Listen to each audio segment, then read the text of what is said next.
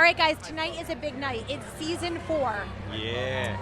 How have you guys, as followers of Jesus, grown and developed throughout the seasons, culminating in season 4?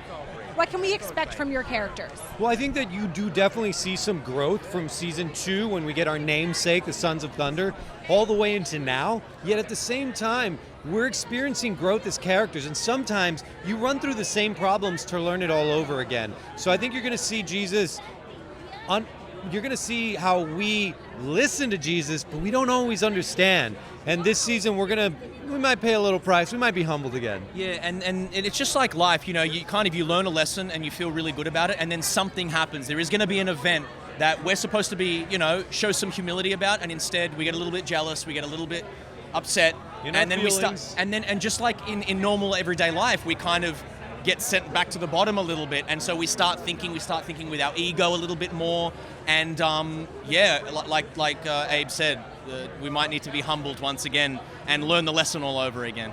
Well, and one thing that also struck me in this season is how Jesus' followers learned that following him does not mean an easy life, and they sort of thought it would.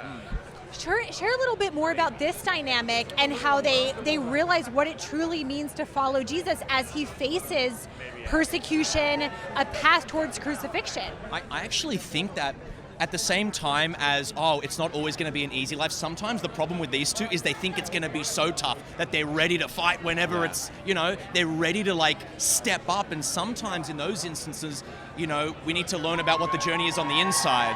We need to be a little bit more thoughtful, and not everything is going to happen outside with lightning and thunder, and noise. Sometimes we need to take a step back and look in ourselves and maybe learn the lessons on the inside. And I think that's what the Sons of Thunder need the most, Yeah. No, I'm with that. He nailed it. So what are some themes in season 4 that are relevant today, especially in terms of resistance?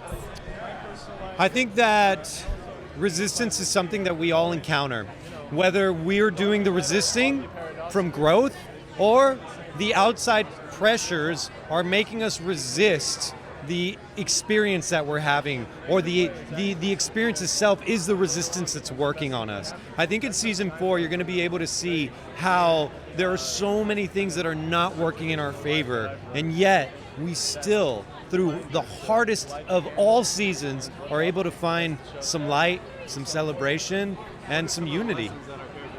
Yeah, absolutely. And it's going back to what I was saying before. It's that idea of despite the resistance. This is something that fans and everyone that watches the show, we can kind of identify with, and that's the power of the disciples in the show.